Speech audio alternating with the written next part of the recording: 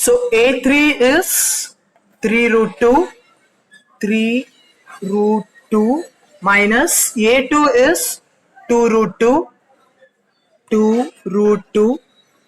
So 3 minus 2, we are going to get it as 1, root 2 as it is. So in this case, D equals A3 minus A2, we are getting common difference as 1 root 2. In the previous case also, D equals A2 minus A1, we were getting the common difference as 1 root 2. Since the common differences are same in both the case, we can conclude that it forms an AP. It forms an AP. Immediately after concluding your answer that it forms an AP, you have to write what is D. D equals root 2. Then you have to find the next three terms. Next three terms. So how to find the next three terms? In the given set of sequence, we have to find which is the last term mentioned here. We should not consider root 32. We have to consider 4 root 2. To this 4 root 2, this is the last one they have mentioned. To this 4 root 2, we have to add the common difference 1 root 2. So if I add 1 root 2 to the last sequence, we will be getting 4 plus 1, 5. So 5 root 2.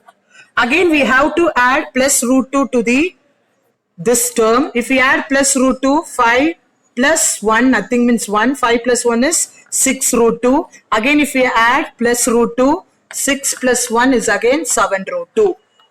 So, for a given set of sequence, the next three terms are 5 root 2, 6 root 2 and 7 root 2. Let me take a last example, 10th one. Root 3, root 6, root 9 and root 12, so on. So, for this we need to find whether it forms an AP or not. So for that, we need to write D formula, one as A2 minus A1. Anotherly, we have to write D formula A3 minus A2. Before going with this formula, we have to check whether these terms can be splitted. In the video 4, I have said how to split the radicands. These are called as radicands, which is inside the square root or the root table are called as radicands. So we can check whether this radicands can be splitted up or not. As I said earlier, in radicands we have to split into two terms such that one term should be a square root, another term should be any other number such that if it is multiplied, you will be getting the term whatever we are expecting for. So we have to check whether we can split root 3 or not. We cannot split root 3, correct? Because in 4, in 9, in 16, 25, this 3 won't comes. Except 1, we have to check. Okay, don't check for 1 also. We have to check the table of 4, 9, 25, 16, 36, 49. Those tables we have to check. We should not check the table 1. Even though 1 is a square root, we should not check for that. So coming to root 6. Root 6 can I split? No, again I can't split because in 4 also, in table 4 also we will not be getting 6. In table 9 also we will not be getting. Can I split root 9? Yes. Root 9 is I can't split this, but root 9 you are all aware that it is 3. Because 3 square is 9. If I shift the square towards that side, I said it will become root. So 3 equals root 9. So in place of root 9, I can write 3. Okay. So root 12 I can split. Yes, I can split the root 12 in two terms. That is, one should be strictly from the square root table. That is 4, 9, 16, 25, 49. So I can take 4. And this I will take 3 in order to get 12. 4 3s are 12. So I will write this 4. Root 3 like this. Root 4 will become 2. Root 3 will become as it is 2 root 3. So I can write root 12 as 2 root 3. Root 9 as just 3. And root 6 and root 3 cannot be splitted. So now let I continue finding the common difference now. So I have converted everything. Root 3 we can't convert, root 6 we can't convert, root 9 I have written as 3, root 12 I have split it into 2 root 3. Now let I find the common difference for this. As we know, D equals A2 minus A1, one set, and D equals A3 minus A2. What is A2 from the sequence? Root 6. So let I write root 6 minus root 3.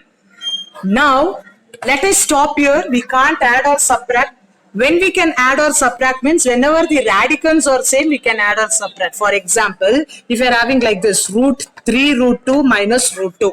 Here, since the radicands are same, you know radicands means which is there in this numbers are called as radicands. Since radicands are same as well as the root is also same, we can subtract this and we can conclude it as 2 root 2. But in this case, the radicands are not same. Even though the square root are same, radicands are different, so we can't add or subtract. We need to stop here itself. Supposingly, if it was like this, 3 cube root of 2 minus cube root of 2. This one also I can add or subtract because radicands are same as well as cube root also same. So I can conclude my answer as 2 cube root 2. Supposingly, if it was like this, 2 square root 2 minus cube root 2. In spite of radicands are same, the square root and cube root are different. So we can't add or subtract. We need to stop here itself. Coming to this problem, root 6 minus root 3, we can't add or subtract since the radicands are different even though the square root are same. Now let us check for a3 minus a2. a3, we are aware it is 3. a2 is root 6. 3 minus root 6. Again, we can't add or subtract because one is an irrational number, another is a rational number. So we can't subtract, we can stop here itself. So in the first case, we were getting root 6 minus root 3. In the second case, we are getting only 3 minus root 6. Since the common differences are not same, we are going to conclude that it doesn't forms AP. So by this 10 problems, the third main ends.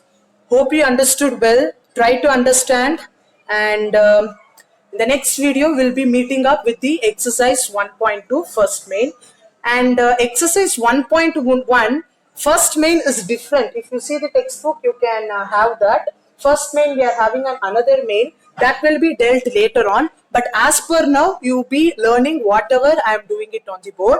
So next video I'll be meeting up with exercise 1.2. Thank you.